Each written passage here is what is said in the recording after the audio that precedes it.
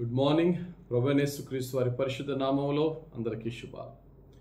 ఈరోజు మన అనుదిన ఆత్మీయ ఆహారంగా భక్తుడైన పౌలు ఈ దేహములో మనం ఉన్నంతకాలం ఈ శరీరములో మనకున్న బలహీనతను బట్టి దేవునికి దూరం అవుతూ మన హృదయము మన ఆత్మ ఒకటి కోరుకుంటే మన శరీరమేమో పాపాన్ని కోరుకుంటూ మన హృదయమేమో పరిశుద్ధతను కోరుకుంటూ ఈ పోరాటములో ఉన్న పరిస్థితిని బట్టి తన వ్యక్తిగత అభిప్రాయం తన యొక్క పోరాటాన్ని చెప్తూ మనందరికీ ఒక అద్భుతమైన సలహా ఏమిస్తున్నాడో చూద్దాం.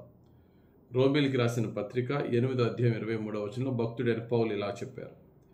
అంతేకాదు ఆత్మ యొక్క ప్రథమ ఫలముల నొందిన మనము కూడా దత్తపుత్రత్వము కొరకు అనగా మన దేహము యొక్క విమోచనము కొరకు కనిపెట్టుచు మనలో మనము మూలుగుచున్నాము.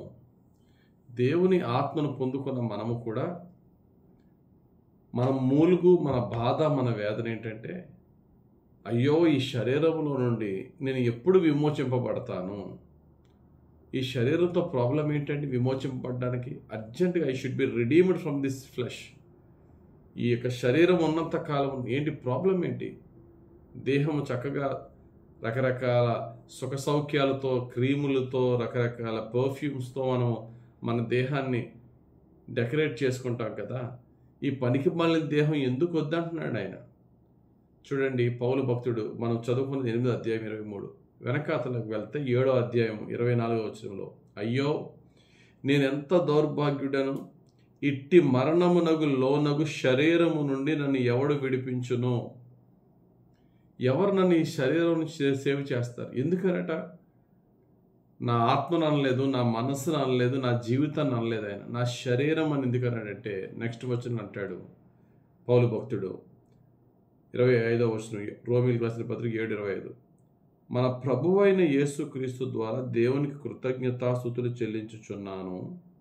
కాగా మనస్సు విషయంలో నేను దైవ నియమమునకును శరీర విషయంలో పాప నియమమునకును దాసుడినై ఉన్నాను.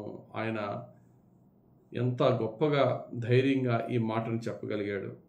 మనందరిలో ఎక్స్పీరియన్స్ ఉంది. మన మనస్సు, మన హృదయం ఏమో దేవునికి ఇంకా పరిశుద్ధంగా, ఇంకా యథార్థంగా జీవించాలని అనుకుంటాం. కానీ ఈ లోకాన్ని చూసినప్పుడు మాత్రం, ఈ లోకంలో అందాలు, లోక ఆశలు మనకు కనబడినప్పుడు ఈ శరీరం ఏమో దేవునికి విరోధకరమైన వాటిని ఆశిస్తూ ఉంటుంది. ఈ పోరాటం, the war between inner man and outer man, అంతరంగ పురుషునికి బాహ్య పురుషుని మధ్య జరుగుతున్న యుద్ధం ప్రతి ఒక్కరిలో ఉంటుంది. కానీ ఎవరూ బయటికి చెప్పుకోం. పౌలు భక్తుడు చాలా బయటికి ధైర్యంగా చెప్పుకోవడానికి గల కారణం ఏంటంటే అటువంటి పోరాటంలో ఉన్న నన్ను నిన్ను రక్షించడానికి. కొరింథీయులకు రాసిన 2వ పత్రిక 5వ అధ్యాయం 7వ వచనంలో పౌలు భక్తుడు అంటారు, గనుక ఈ దేహములో నివసించున్నంత కాలము ప్రభువునకు దూరంగా ఉన్నామని ఎరిగి ఉండి ఎల్లప్పుడూ ధైర్యం గలవారమై ఉన్నాము. ఈ దేహంలో ఉన్నంత కాలము దేవునికి దగ్గర అవ్వలేకపోతున్నాం అంటూ బాధపడుతూ, కానీ ధైర్యం ఏంటంటే ఆయన ఈ దేహములో మనలోనికి ఆయన ఆత్మను పంపించి ఉన్నాడు. ఈ దేహానికి యేసు ప్రభు శిలువ మీద శిక్షను విధించి ఈ దేహాన్ని నలగొట్టి, అంటే మన దేహము చేసిన పాపమును బట్టి ఆయన దేహము శిక్షింపబడి ఉన్నది. ఆయన ఆత్మ మనలోనికి పంపించి మనలను ఈ దేహములో నుండి విడిపించుట, అదే ఈ శరీరం యొక్క విమోచన. అంటే దేవుని పరిశుద్ధాత్మ మనలోనికి వచ్చి, పరిశుద్ధాత్ముడు మన శరీరంలో ఉన్న శరీరేచ్ఛలను లయపరిచి, అందుకనే పౌలు భక్తుడు అంటారు, ఆత్మచేత శరీర క్రియలను చంపివేయుడి. మనముగా శరీరాన్ని కంట్రోల్ చేసుకోలేం ప్రియారా. చూడొద్దన్నది చూడకుండా ఉండలేం, వినొద్దన్నది వినకుండా ఉండలేం, చేయొద్దన్నది చేయకుండా ఉండలేం. చేస్తాము, మరలా రిగ్రెట్ ఫీల్ అవుతాం, మరలా దేవుని క్షమాపణ పొందుకుంటాం, క్షమాపణ వేడుకుంటాం. మనకి శక్తినిచ్చేది దేవుని పరిశుద్ధాత్మ. అందుకనే దేవుని పరిశుద్ధాత్మ మనలోనికి వచ్చినప్పుడు మనల్ని రూపాంతరపరుస్తాడు. అంటే రూపాంతరపరచడం అంటే ఆత్మ, మనస్సు కూడా, శరీరము, మనస్సు ఆత్మ యొక్క మాట వింటుంది. మనలో శరీరము, మనస్సు, ఆత్మ అని ఉంటుంది.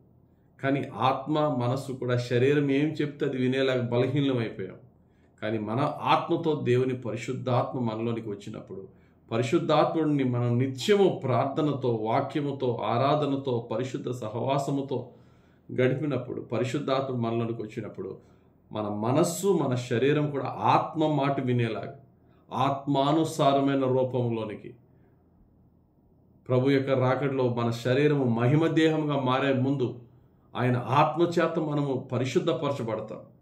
కాబట్టి శరీరంలో ఉన్నను, మహిమ శరీరంలోనికి మారిపోయినను, దేవుని ఆత్మానుసారంగా నడిచి దేవుని యేసుక్రీస్తు రూపంలోనికి మారిపోవుటయే మన జీవితానికి అత్యున్నతమైన లక్ష్యం, ప్రధానమైన లక్ష్యం.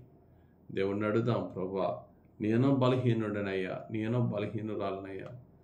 దీనికి కారణం నా శరీరమే. నా శరీరము కొన్ని బలహీనతలు కోరుకుంటున్నది. నీ ఆత్మచేత నా శరీరము కోరుకుంటున్న బలహీనమైన కోరికలను లయపరిచి నా శరీరాన్ని విమోచించి నీ ఆత్మతో నా ఆత్మను బలపరిచి నీ ఆత్మ కోరిన విధంగా నా శరీరం, మనసును, ఆత్మను పరిశుద్ధపరిచి రూపాంతరపరిచి యేసుక్రీస్తు యొక్క రూపంలోనికి నన్ను మార్చు తండ్రి అని అడుగుదాం. ఖచ్చితంగా ఆయన అడిగిన వారికి, యేసు నామములు అడిగిన వారికి ఆయన ఆత్మ ద్వారా మనలను ఆ విధంగా మార్చి మనకి సహాయం చేసి మనల్ని బలపరిచి స్థిరపరిచే దేవుడు మన తండ్రి. ఆయన అడుగుదాం. తండ్రి ఆయన యొక్క కృప మహిమైశ్వర్యంలో మన ప్రార్థన ఫలింపజేయను గాక. ఆమెన్. పరిశుద్ధుడా, ప్రేమ కలిగిన తండ్రి, మా అందరికీ పరిశుద్ధంగా ఉండాలని ఆశ అయితే ఉన్నది. అయితే ఆ ఆశను రీచ్ అవ్వలేకపోతున్న బలహీనత నీ ఆత్మను మాలోనికి పంపి మా బలహీనతలను, మా శరీర క్రియలను, శరీరేచ్ఛలని కాల్చివేసి లయపరిచి నిర్మూలం చేసి మా శరీరాన్ని విమోచించి ప్రతి పాపమును జయించే నీ యొక్క విమోచన, నీ రక్షణ, నీ కృప, నీ పరిశుద్ధ శక్తి, నీ అగ్ని యొక్క శుద్ధిని మాకు అనుగ్రహించమని, నీ ఆత్మహస్తం మా మీద ఉంచి మమ్మల్ని ఏలమని, మా చివరి శ్వాస వరకు పాపాన్ని జయించే నీ కృప మాకు అనుగ్రహించి నీ పరిశుద్ధ ఆత్మ సహాయంతో మమ్మల్ని అయా మేము నీకు ప్రీతికరంగా జీవించుకునేవారుగా మమ్మల్ని తీర్చిదిద్దమని యేసు నామములో ప్రార్థించి వేడుకొనుచున్నాం తండ్రి.